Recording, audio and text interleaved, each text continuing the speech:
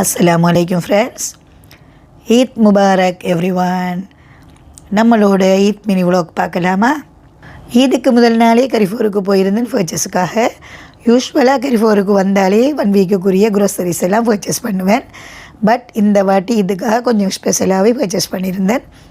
1 வீக்குக்கு தேவையான vegetables, fish எல்லாம் எடுத்துகிட்டு ஈதுக்காக மட்டன், பீஃப் அண்ட் சிக்கன் எல்லாம் கொஞ்சம் அதிகமாகவே எடுத்திருந்தேன். துபாயே சும்மா பரபரப்பாக ஓடிட்டு இருந்துச்சு. சாமானெல்லாம் வாங்கிட்டு பில் போட்டு எடுக்கவே 1 ஹவர் ஆச்சு. எப்படியே ஒரு மாதிரியாக பில்லை போட்டுட்டு வீட்டுக்கு வந்ததும் பிரேக்ஃபாஸ்ட்டுக்குரிய அரேஞ்ச்மெண்ட் எல்லாம் செஞ்சுட்டு தான் தூங்கினேன்.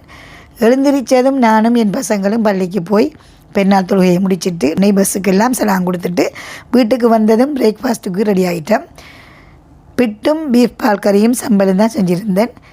இந்த பிட்டுக்கு பீஃப் பால் கறி சும்மா காம்பினேஷனாக இருக்கும். பெருநாள் என்றாலே ஞாபகத்துக்கு வர்றது பிட்டும் பீஃப் பால் கறியும் தான். அப்படியே சாப்பிட்டுட்டு ஒரு குட்டி தூக்கம் போட்டு எழுந்திரிச்சா தான் பெருநாள் டேயே கம்ப்ளீட் ஆன மாதிரி இருக்கும். லஞ்சுக்காக மட்டன் லேயர் பிரியாணி தான் செஞ்சுருந்தேன். அதையும் நல்லா வயிறார சாப்பிட்டு அல்ஹம்துலில்லாஹ் நல்லபடியாக பெருநாள் செலிப்ரேஷன் முடிஞ்சுது. உங்களோட பெருநாள் செலிப்ரேஷன் எப்படி போச்சுங்கிற கமெண்ட்டை சொல்லுங்கள்.